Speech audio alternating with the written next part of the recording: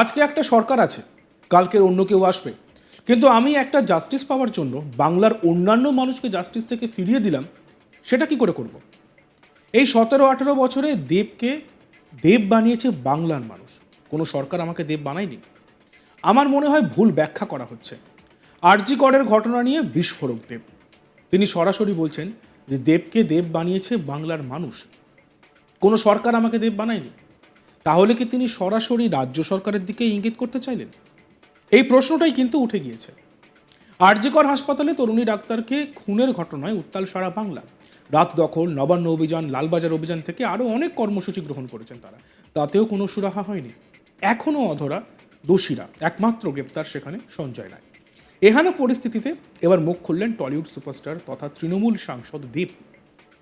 তিনি সংবাদ মাধ্যমের মুখোমুখি হয়ে বলেন, আজকে একটা সরকার আছে, কালকের অন্য কেউ আসবে, কিন্তু আমি একটা জাস্টিস পাওয়ার জন্য বাংলার অন্যান্য মানুষকে জাস্টিস থেকে ফিরিয়ে দিলাম, এটা কি করে করব? এই 17-18 বছরে দেবকে দেব বানিয়েছে বাংলার মানুষ, অন্য কোনো সরকার আমাকে দেব বানায়নি। আমার মনে হয় ভুল ব্যাখ্যা করা হচ্ছে। এই লড়াইটা বাংলার প্রত্যেকটি মানুষের লড়াই। আমি চাই কোনো মেয়েকে আর যেন তিলোত্তমা বলে ডাকতে না হয়। এটা একটা নবান্ন ঘেরাও করলেই হবে না, এটা দেশের আইনকে ঘেরাও করতে হবে, আইনকে পরিবর্তন করতে হবে, আইনকে ঠিক করতে হবে, রিফর্ম আনতে হবে। আমাদের দেশে জঙ্গি হানার থেকে মহিলাদের উপর অত্যাচারের ঘটনা বেশি ঘটে, কিন্তু কেউ নারী সুরক্ষা নিয়ে ভাবে না। আমি কোনো রাজনৈতিক মন্তব্য করছি না। আমরা যেন উৎসবে ফিরে আসি, আমাকে যদি স্বার্থপর বলে তাহলে আমি স্বার্থপর। আমি একটা জাস্টিস আনার জন্য অনেকগুলো মানুষের রোজগারকে বন্ধ করতে চাই না। আমরা উৎসবেও প্রতিবাদ করতে পারি, পুজো অনেকগুলো মানুষের রোজগারের জায়গা, বাকিটা আমি জনতার হাতে ছেড়ে দিলাম। বাংলার মানুষকে ভালো রাখার জন্য যদি আমাকে টেক্কা ব্যবহার করতে হয়, আমি 1000 বার টেক্কা ব্যবহার করব। আমরা শুনে তৃণমূল সাংসদ দেব, অভিনেতা, তিনি কি বলছেন। সরকারের সঙ্গে সমস্যা হতে পারে, কিন্তু বাংলার মানুষের সঙ্গে আমার কি করে সমস্যা হতে পারে? সরকার আজকে এইটা আছে, সরকার থেকে অন্য কেউ আসবে, কিন্তু আমি একটা জাস্টিস পাওয়ার জন্য বাংলার অন্যান্য মানুষকে জাস্টিস থেকে ফিরিয়ে দিলাম, সেটা কি করে করবো? এই 17-18 বছরে দেবকে দেব বানিয়েছে বাংলার প্রত্যেকটা মানুষ, কোনো সরকার আমাকে দেব বানায়নি। এবারে বাংলার এই যে আমি আজকে 100টা হলের ছবিটা রিলিজ করব, এই 100টা হলে যদি আমি কম করে ধরে নিই 10টা লোক বা 20টা লোক কাজ করে, কেউ পপকর্ন বিক্রি করে, কেউ লাইট দেয়, কেউ পরিষ্কার করে, কেউ বাথরুমে এখানে পরিষ্কার রাখে, তাদের তো প্রত্যেকটা আলাদা টিম আছে। এই 100টা আমি যদি সিনেমা যদি না রিলিজ করি তাহলে কী করবে? মানে আজকে কথা হচ্ছে, আমার আচ্ছা আমি বাড়ি থেকে আসার পর তোমরা সবাই জানো বাবার একটা ছোট্ট একটা মাইনার অ্যাটাক হয়েছিল, আমি সঙ্গে সঙ্গে প্রাইভেট হসপিটালে নিয়ে গেলাম। যে গরিব, আজকে আমার ক্ষমতা আছে, তোমাদের ক্ষমতা আছে, আজকে গরিব মানুষটা কোথায় যাবে? তো আমার মনে হয় কি ভুল ব্যাখ্যা করা হচ্ছে। আমি জানি না, এটা হয়তো কারো ঠিক মনে হবে, কারো ভুল মনে হবে, কারণ আমরা না মানে আমাদেরকে বিশ্বাস করতে হবে এই লড়াইটা শুধু আমার একার নয়, বাংলার প্রত্যেকটা মানুষের লড়াই। আমি কি চাই? আমি চাই কি এর পরে যেন কোনো মেয়েকে তিলোত্তমা বা অপরাজিতা বলে না ডাকতে হয়। লড়াইটা সেইখানে, মানুষকে ভয় পেতে হয় মেয়েদেরকে হাত দেওয়া, গায়ে তাদের পারমিশন ছাড়া হাত দেওয়ার জন্য। এটা একটা নবান্ন ঘেরাও করলে হবে না, এটা দেশের আইনকে ঘেরাও করতে হবে, কনস্টিটিউশনকে ঘেরাও করতে হবে, লটাকে রিফর্ম করতে হবে। আজকে আমরা উজ্জয়নে দেখেছি কী অবস্থা হচ্ছে, মানে দিনে হয়তো আমাদের চোখে পড়তো না। আজকে তোমরা একটু ভাবো তো, আমাদের দেশে টেররিজমে কম মানুষ মরে, কিন্তু আমাদের ডিফেন্সের বাজেট মোর দ্যান 50% ডিফেন্সে যায়, কিন্তু কেউ এটা নিয়ে ভাবে না নারী সুরক্ষা নিয়ে। বুঝেছি আমরা সব দিক থেকে আমাদের দেশ শত্রু দেশ হয়ে গেছে, সেটাও খুবই ইম্পর্টেন্ট, কিন্তু এটাও তো ভাবনার বিষয়। টেররিজমে কত লোক মারা যায়,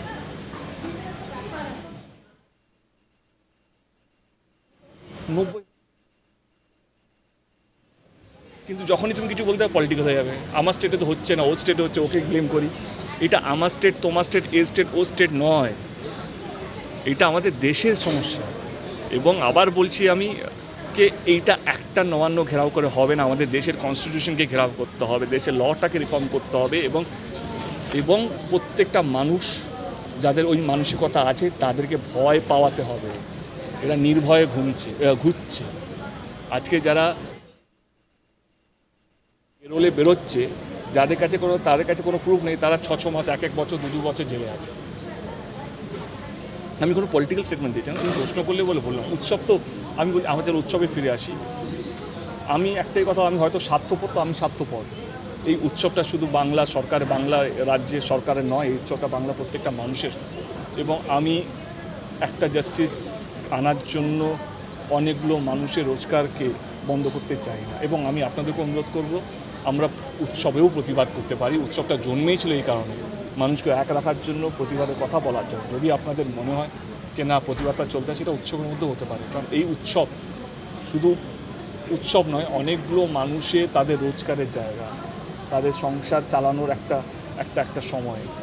আমাদের কাছে 5 দিনের উৎসব, কিন্তু ওদের কাছে এটা 5 মাসের রোজগারের জায়গা। বাকিটা আমি জনতার উপরে ছেড়ে দিলাম।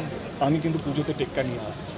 এবং যদি বাংলার মানুষকে ভালো রাখার জন্য বা বাংলার ইকোনমিকে বা আমার 100টা হলকে চালানোর জন্য যদি আমাকে টেক্কা রিলিজ করতে হয়, আমি হাজারবার টেক্কা রিলিজ করবো। কেউ দেখতে না এলেও করবো। কারণ কি হচ্ছে, অনেকগুলো মানুষ তার পুজোর বোনাসটা পাবে এই ছবিগুলো রিলিজ হলে। আরজিকর কাণ্ডে হাসপাতালে তরুণী ডাক্তারকে খুনের ঘটনায় উত্তাল সারা বাংলা।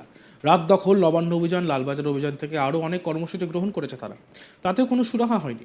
এখনও অধরা দোষীরা। এহেন পরিস্থিতিতে এবার মুখ খুললেন টলিউড সুপারস্টার তথা তৃণমূল সাংসদ দেব। তিনি বলেন, আজকে একটা সরকার আছে, কালকের অন্য কেউ আসবে, কিন্তু আমি একটা জাস্টিস পাওয়ার জন্য বাংলার অন্যান্য মানুষকে জাস্টিস থেকে ফিরিয়ে দিলাম, সেটা কি করে করব? এই 17-18 বছরে দেবকে দেব বানিয়েছে বাংলার মানুষ, কোনো সরকার আমাকে বানায়নি। আমার মনে হয় ভুল ব্যাখ্যা করা হচ্ছে। এই লড়াইটা বাংলার প্রত্যেকটা মানুষের লড়াই। আমি চাই কোনো মেয়েকে জানোয়ার, তিলোত্তমা বলে ডাকতে না হয়। ঠিক কি বলেছেন দেব, আমরা একবার শুনবো।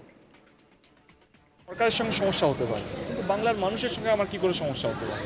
সরকার আজকে এইটা আছে, সরকার থেকে অন্য কেউ আসবে, কিন্তু আমি একটা জাস্টিস পাওয়ার জন্য বাংলার অন্যান্য মানুষকে জাস্টিস থেকে ফিরিয়ে দিলাম, সেটা কি করে করবো? এই 17 বছর 18 বছরে দেবকে দেব বানিয়েছে বাংলার প্রত্যেকটা মানুষ, কোনো সরকার আমাকে দেব বানায়নি। এবারে বাংলার এই যে আমি আজকে 100টা হলের ছবিটা রিলিজ করব, এই 100টা হলে যদি আমি কম করে ধরে নিই 10টা লোক বা 20টা লোক কাজ করে। কেউ পপকর্ন বিক্রি করে, কেউ লাইট দেয়, কেউ পরিষ্কার করে, কেউ বাথরুমে এখানে পরিষ্কার রাখে, তাদের তো প্রত্যেকটা আলাদা টিম আছে। এই 100টা আমি যদি সিনেমা যদি না রিলিজ করি, তাহলে কী করবে? মানে আজকে কথার কথা হচ্ছে, আমার আজকে আমি বাড়ি থেকে আসার পর তোমরা সবাই জানো, আমার বাবার একটা ছোট্ট একটা মাইনার অ্যাটাক হয়েছিল। আমি সঙ্গে সঙ্গে প্রাইভেট হসপিটালে নিয়ে গেলাম। যে গরিব, আজকে আমার ক্ষমতা আছে, তোমাদের ক্ষমতা আছে, আজকে গরিব মানুষটা কোথায় যাবে? তো আমার মনে হয় কি ভুল ব্যাখ্যা করা হচ্ছে। আমি জানি না, এটা হয়তো কারো ঠিক মনে হবে, কারো ভুল মনে হবে। কারণ আমরা না, মানে আমাদেরকে বিশ্বাস করতে হবে এই লড়াইটা শুধু আমার একার নয়, বাংলার প্রত্যেকটা মানুষের লড়াই। আমি কি চাই? আমি চাই কি এর পরে যেন কোনো মেয়েকে তিলোত্তমা বা অপরাজিতা বলে না ডাকতে হয়। লড়াইটা সেইখানে। দেখতে থাকুন আজ তাক বাংলা, সাবস্ক্রাইব করতে ভুলবেন না।